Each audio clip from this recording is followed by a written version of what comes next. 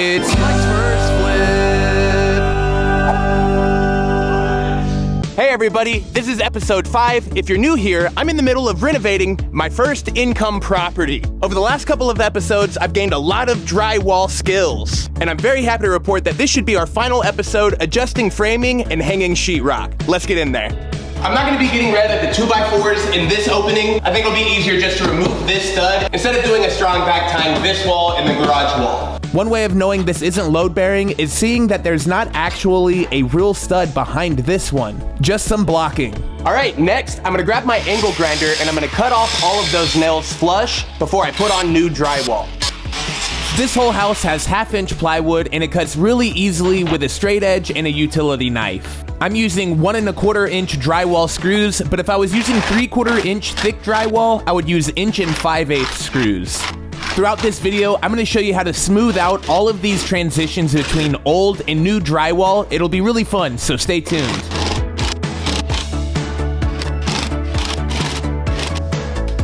Sweet!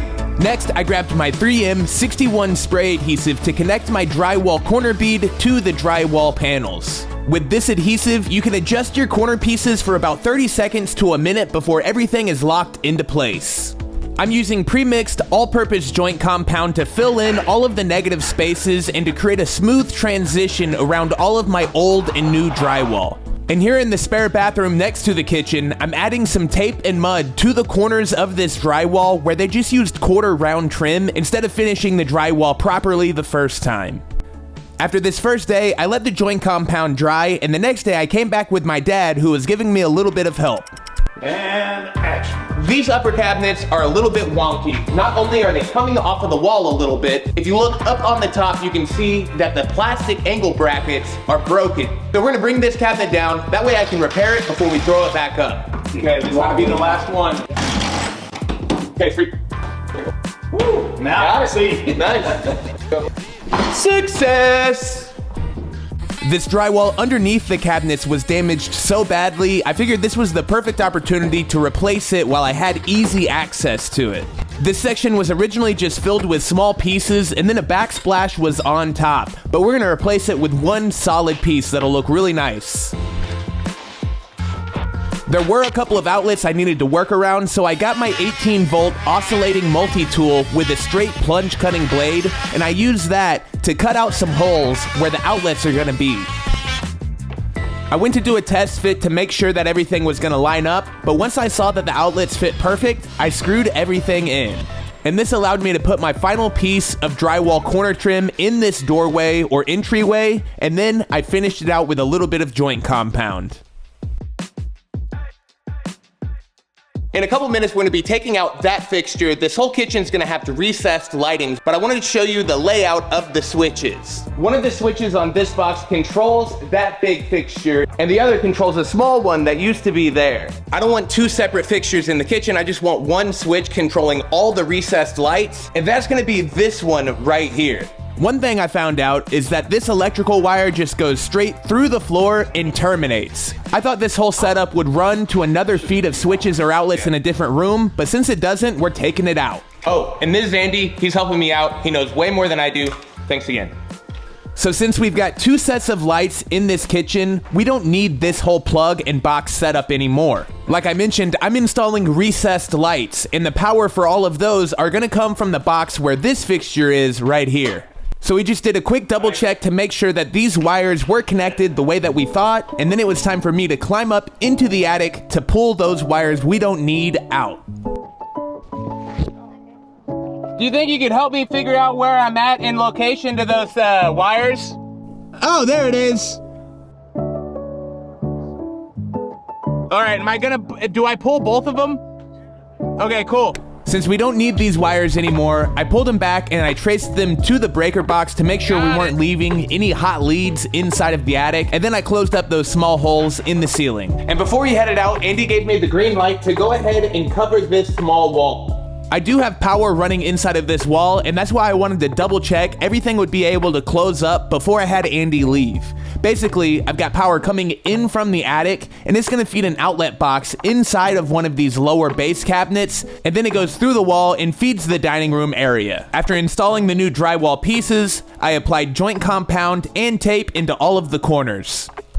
I wasn't trying to get everything perfectly smooth. We'll worry about that with coat 2. And that's a wrap. So coat 1 is complete everywhere. Every corner, every seam in the house. Some of the walls are looking really good, like this one right here. I'm just gonna use the hand sander to smooth everything out before we do a second coat that'll have these walls ready for texture. It's best to work the sander in multiple directions, that way you don't find yourself digging in anywhere, creating low spots. And we're just trying to sand down the high points. If there is any negative space, we'll backfill that with coat 2. I used this drywall sander last episode in the hallway. It worked amazing. And surprisingly, the dust collection also worked better than I was expecting. This tool is great because it can get through some really bulky joint compound buildup, and I accidentally had a couple of high points in this opening. It's also really good at flattening out any inconsistency in the actual paint and drywall that's already on the wall. You want to be careful though not to remove too much joint compound because you're just going to have to put it back on later in coat number 2. In fact, about half of coat 1 I hand sanded, and pretty much all of coat 2 I used the hand sander.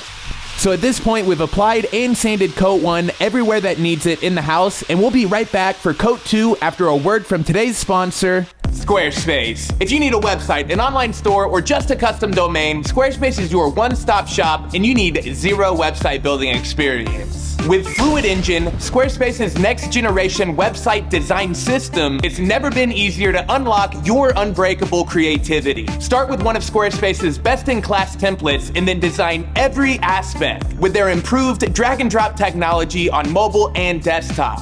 And with Squarespace's online stores, there's no limits to the number of products that you can sell, whether it's physical, digital, or a service product. You can also manage your own point of sale with Squarespace by connecting a Square card reader to the Squarespace app. That way your orders, sales, and inventory are updated online and in sync in person. To learn more, follow my link down in the description. That's squarespace.com/modernbuilds. And then when it's time to make your website live, don't forget to use my code MODERNBUILDS for 10% off your first site, store, or domain through Squarespace. Thanks again to Squarespace. Now let's keep working. So now it's time for coat number 2, and this is where it's gonna get pretty fun because I got a specialty tool to show y'all. I bought a skim coating blade to help blend everything out. It's basically like a wide drywall knife. I'm gonna use it basically everywhere on this second coat to help give me a wide, smooth transition on all of my corners. But I really think this is gonna help a lot blend the old drywall and the new stuff. Having this wide reference surface really helps feather out an edge, and you'll notice that I just do one at a time because I'm not going to be able to overlap where I've got wet mud. I don't know if you can see it, but the blade has just a little bit of a curve. It's making a smiley face now. And you'll want to have it going this way down and this way up so you keep pressure in the center. I've got tape where the old drywall meets the new drywall, so I want a little bit of mud to build up there, but I want to squeegee it super flat towards the center since I've already got drywall texture and paint built up. On this side of the beam, I've got a wall where I've got old drywall and new drywall merging halfway through, so I floated the entire wall all in one pass. This technique ended up working really well, so I repeated it around the house quite a bit. I think this skim coating blade was 22 or 24 inches long, but you can get them super wide all the way to 40 or 48 inches. I'll leave links down below like I said. Typically, you would use these skim coating blades for, you guessed it, a skim coat. Basically, if you want to have a no texture, super smooth finish like a gallery or museum. I did this at my Joshua Tree place and it worked really well, but I was surprised at just how well this helped blend old work and new work. And unlike a skim coat, I'm not going for perfection. I just want to get a flat finish that I can then put an orange peel texture over. And now I'm gonna use the skim coating blade on this beam, and my mom is gonna catch everything that falls with the mud paint. Yes. You ready? Right. Yeah. All right, let's try it. I wish I was a little bit taller. So once again, this skim coating blade came in clutch because this beam is about 14 or so inches, and I didn't have a trowel or knife big enough to do this thing in one pass. So we've got almost perfect coverage, and I'm about to do one final pass with no stopping or starting, so it's super smooth. Ultimately, I didn't drop as much joint compound as I thought I would, but big thanks to my mom for giving me a hand here. One of the tricks to getting a good finish with this tool is not stopping and starting a lot, so having someone there to catch all the joint compound that fell while I kept moving was very beneficial. Success! Thanks, Mom, for the help. You're welcome. So now that I've got some experience with the skim coating blade, I decided to use it for coat 2 on this wall here in the kitchen area.